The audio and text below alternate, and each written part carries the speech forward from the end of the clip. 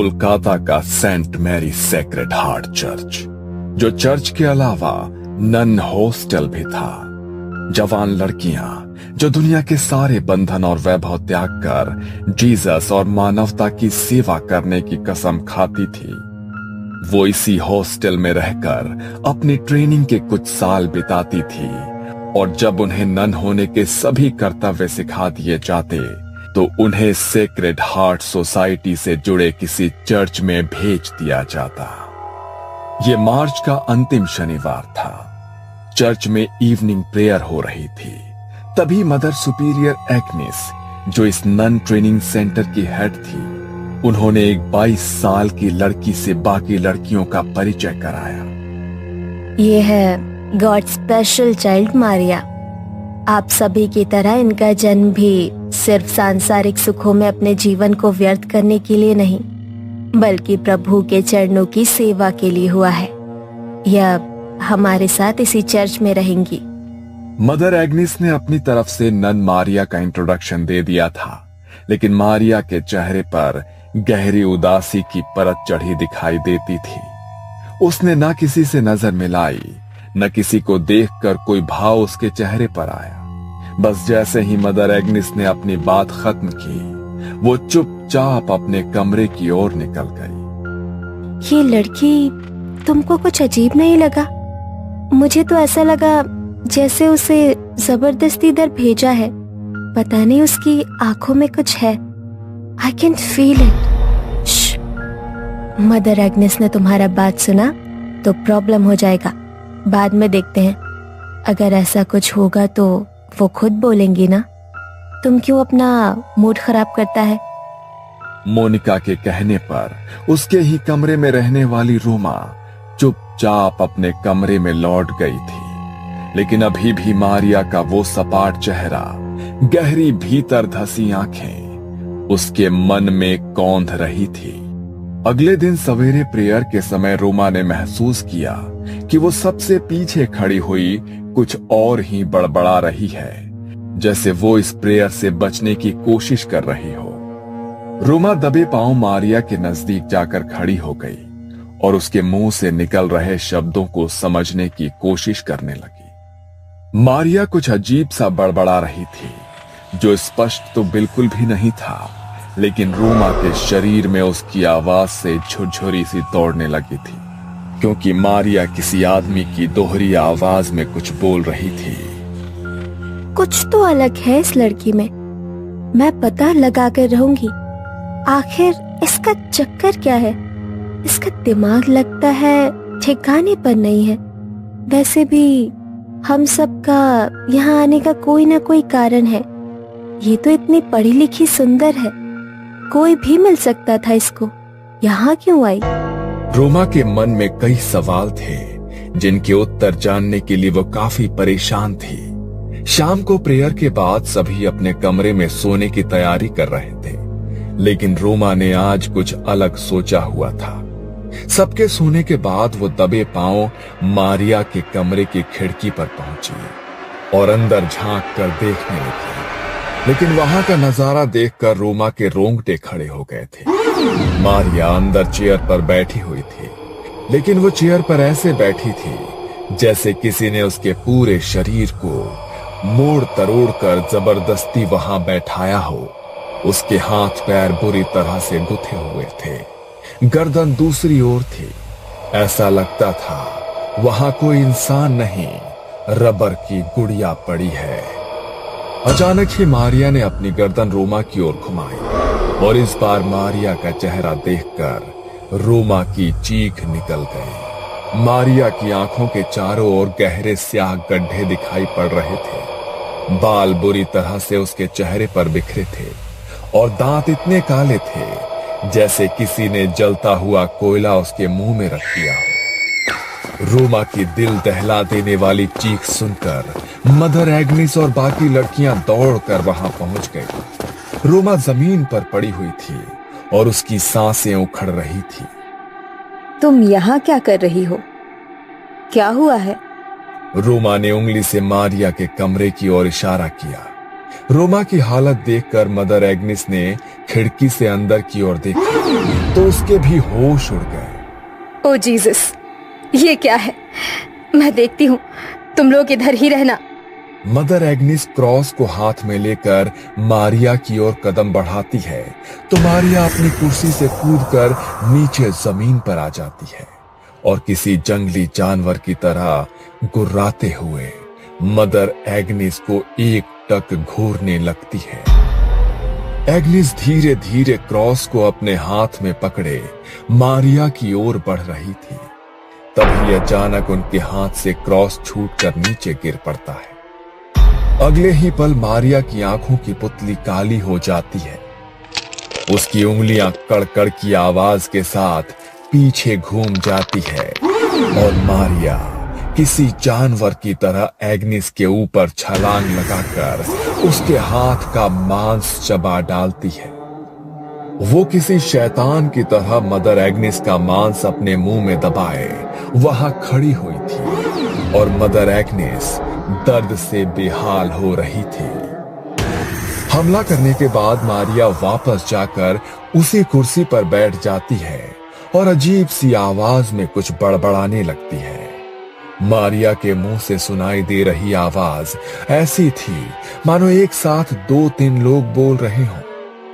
चीख पुकार सुनकर चर्च में रहने वाले फादर भी वहां पहुंच जाते हैं और मदर एग्निस की ऐसी हालत देखकर उन्हें वहां से बाहर ले आते हैं। मारिया अभी कुछ शांत दिखाई दे रही थी और इसी मौके का फायदा उठाकर मारिया को उसके कमरे में बंद कर दिया जाता है।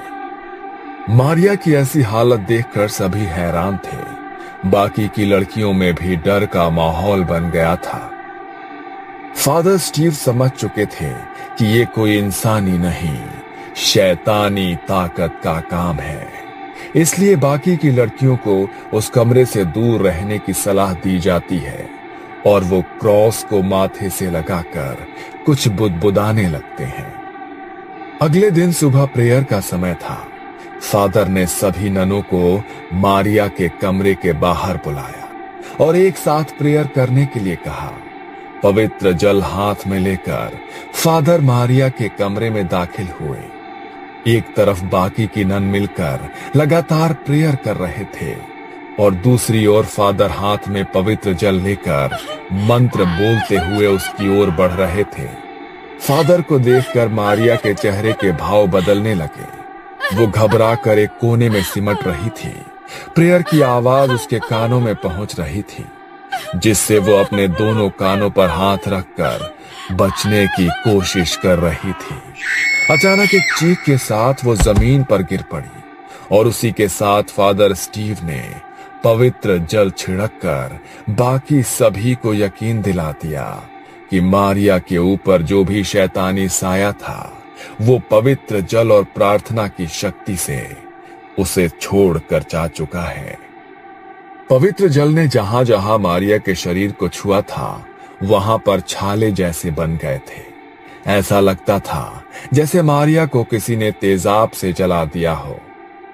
कुछ देर बाद मारिया को होश आया तो वो दर्द से कराहती हुई पहले से काफी कमजोर नजर आ रही थी। उसके शरीर में अब मुश्किल से उठने बैठने जितनी ताकत बची थी। चेहरा एकदम मुरझा चुका था, शरीर भी मानो झुक गया था। मारिया की हालत को देख मदर उसे उसके कमरे के बिस्तर पर ही लिटा देती है। ओह जीसस, इसका हालत बहुत खराब लग रहा है। इसे यही आराम करने दो, होली वाटर इसको ठीक कर देगा। अगले 2 दिन बेहद सन्नाटे में गुजरे। मारिया ऐसे ही बिना कुछ खाए पिए, बिना एक भी शब्द बोले अपने बिस्तर पर पड़ी रही। 2 दिन बाद उसने टूटे फूटे शब्दों में पानी मांगा। मदर के कहने पर मारिया को पानी पिलाया गया। मारिया अब थोड़ी सामान्य सी नजर आ रही थी। ऐसा लगता था कि जैसे जो भी बुरी शक्ति थी वो वाकई में उसे छोड़कर अब जा चुकी है। मारिया की ऐसी हालत देखकर मदर एग्निस ने प्यार से उसके सर पर हाथ फेरा। कुछ खाओगी? मारिया ने हाँ में गर्दन हिलाई और फिर कई दिनों के बाद मारिया ने भर पेट खाना खाया। वो खाती ही जा रही थी जैसे न जाने कितने सालों से भूखी हो। जैसे जैसे समय बीत रहा था, मारिया के खाने की गति और तरीका बदलते जा रहा था।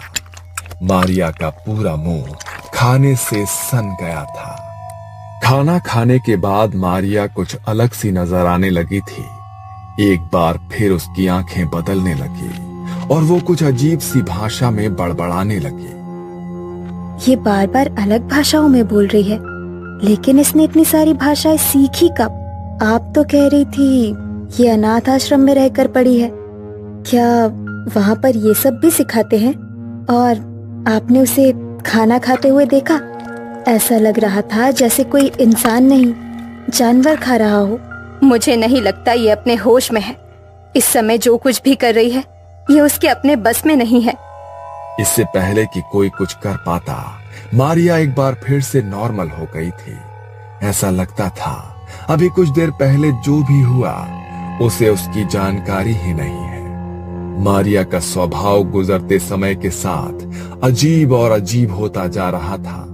मदर एग्नेस और फादर स्टीव समझ गए थे कि मारिया को संभाल पाना उनके बस का नहीं है। मारिया को शुक्रवार तक यहाँ पर ही रखना होगा, उसके बाद फादर एडमंड ही कुछ कर सकते हैं। 3 दिन बाद शुक्रवार को फादर एडमंड वहां आए और देर रात सबके सोने के बाद एक्सोर्सिज्म यानी कि मुक्ति की प्रक्रिया शुरू की। मारिया को एक कुर्सी पर बांध दिया गया। उसके चारों ओर क्रॉस और जलती मोमबत्तियां रखकर पवित्र जल का छिड़काव कर दिया गया और उसी के साथ फादर ने मंत्र पढ़ने शुरू कर दिए। मारिया की आंखों की पुतली एक बार फिर से काली नजर आ रही थी। उसके चेहरे पर शैतानी मुस्कान दिखाई दे रही थी। मारिया एक साथ कई भाषाओं में जाने क्या बोल रही थी। कभी उसके मुंह से नन्हे बच्चे की आवाज सुनाई देती, तो कभी किसी आदमी की कड़कती आवाज कानों में पड़ती। जैसे जैसे फादर मंत्र पढ़ते जा रहे थे, मारिया अब गुस्से में दिखाई देने लगी थी। अचानक ही मारिया जोर से चिल्लाती है और उसी के साथ उसके आसपास लगी सभी मोमबत्तियां एक साथ बुझ जाती है। और तभी फादर देखते हैं कि जमीन पर रखे क्रॉस और मारिया के बीच की जमीन फटने लगी है। मारिया बुरी तरह से चीख रही थी। उसकी चीख की तेज आवाज किसी के भी बर्दाश्त से बाहर होती जा रही थी। अचानक ही मारिया का शरीर बुरी तरह से अकड़ने लगता है और उसी के साथ मदर एग्नेस की आंखों का रंग भी गहरा काला पड़ जाता है। मुझे छोड़ दो, मैं बताती हूँ, सब बताती हूँ। ये सब 1 साल पहले शुरू हुआ था। मारिया एक नन कभी बनना ही नहीं चाहती थी। वो तो शादी करके अपना हैप्पी लाइफ स्टार्ट करना चाहती थी। ये हर संडे को सिटी चर्च में आकर प्रेयर में अपनी आवाज में गाने गाकर सुनाती थी। मारिया जैसी सुंदर और खुश मिजाज लड़की को देखकर उस चर्च के यंग फादर नील का दिल उस पर मचलने लगा। नील ये भूल गया था कि उसने चर्च के लिए अपना जीवन समर्पित करने की कसम ली है। धीरे धीरे दोनों के बीच बातें शुरू हुई और जवानी के आवेग में ये दोनों रिश्ते में आ गए। मारिया और नील दोनों के लिए इस रिश्ते को सबके सामने लाना असंभव था, क्योंकि एक फादर उम्र भर कुंवारे रहने की कसम खाता है। अगर ये बात सोसाइटी में किसी को भी पता चलती तो बहुत बड़ा तमाशा होता। चर्च की रेपुटेशन खराब होती सो अलग। इसीलिए वो अब अपनी गलती सुधारना चाहता था। उसी दिन मारिया जब चर्च में प्रेयर के लिए आई तो उसने बताया कि वो 4 महीने की प्रेग्नेंट है। फादर नील के पैरों के नीचे से जमीन निकल गई थी। वो कुछ भी समझने की हालत में नहीं था। वो उस बच्चे को एक्सेप्ट नहीं कर सकता था और मारिया जिद पर अड़ी हुई थी कि वो अपने बच्चे को दुनिया में लाकर ही रहेगी। जब बातों से मारिया नहीं मानी तो नील ने मुझे सारी बातें बताई और मदद मांगी। मैंने वादा किया कि मैं उसकी मदद करूंगी, लेकिन पहले ज़रूरी ये था कि वो मारिया को बच्चे से छुटकारा पाने के लिए राज़ी करे। आधी रात का समय था। बाहर भयंकर तूफान आया हुआ था। मारिया को प्रसव पीड़ा शुरू हो चुकी थी और ऐसी हालत में सिटी चर्च में सिर्फ 3 लोग मौजूद थे, फादर नील, मारिया और नर्स जूली। मैंने नर्स जूली को सिटी चर्च में पहुंचने के लिए कहा था। जूली आ गई है ना, तुम चिंता मत करो, वो सब संभाल लेगी। यस, जूली तो आ गई है, लेकिन मारिया की हालत बहुत खराब है। मुझे कुछ समझ नहीं आ रहा, अगर उसे कुछ हो गया तो। मारिया की डिलीवरी समय से पहले कराने के लिए हमने धोखे से दवाइयाँ दी है। ऐसी कंडीशन में मरीज की हालत बिगड़ती ही है। इस समय तुम अपनी रेपुटेशन की चिंता करो, मारिया की नहीं। और अगर मर जाएगी ना तो अच्छा ही है, तुम्हारे लिए रास्ते का रोड़ा अपने आप साफ हो जाएगा। रात के तकरीबन 2 बजे बच्चे का जन्म हुआ। तब तक मैं भी सिटी होली चर्च पहुंच गई थी। मारिया की हालत खराब थी। आपका बच्चा पैदा होते ही चल बसा। I am sorry. नर्स के इतना कहते ही मारिया चीख चीख कर रोने लगी। मैंने नर्स को इशारा किया और वो बच्चे को लेकर चर्च के पीछे बने कब्रिस्तान में आ गई। नील मारिया को संभालने की कोशिश कर रहा था और उसी क्षण हम दोनों ने मारिया के जीवित बच्चे को गड्ढा खोदकर दफना दिया। हमें लगा था कि ये सब भी उस बच्चे के साथ हमेशा के लिए दफन हो गया, लेकिन कहते हैं ना, सच्चाई चाहकर भी छिपती नहीं है। मारिया को बदहवासी से रोते देख नील अपने आपे से बाहर हो गया। अरे क्या रोना धोना लगा कर रखा है तुमने? अगर जिंदा भी रहता तो क्या मिल जाता तुम्हें? अब तुम भी सुकून से जियो और मुझे भी जीने दो। कभी सोचा भी है कि अगर मैंने ये फैसला ना लिया होता तो जिंदगी बर्बाद हो गई होती हम दोनों की। तुमने क्या किया मेरे बच्चे के साथ? सच सच बताओ, कहीं ऐसा तो नहीं उस नर्स ने झूठ बोला मुझसे? हाँ, झूठ बोला हमने तुमसे। अब बेहतर होगा कि तुम अपने मुंह पर ताला लगा लो। मारिया घंटों तक रोती चिल्लाती रही, लेकिन अब कुछ नहीं किया जा सकता था। मारिया जानती थी फादर नील सबकी नजर में एक संत है। वो चीख चीख कर भी अपनी सच्चाई बताएगी तो भी कोई भरोसा नहीं करेगा। और वैसे भी अब इस सच को साबित करने के लिए उसके पास कोई सबूत भी नहीं था। मारिया अब खामोश सी हो गई थी। दिन भर किसी से बात करने वाली मारिया अक्सर रात में कब्रिस्तान में जाकर चीख चीख कर रोया करती थी। फिर उसने कब्रिस्तान जाना छोड़ दिया। एक रोज मेरे पास फोन करके मारिया ने कहा कि वो नन बनना चाहती है।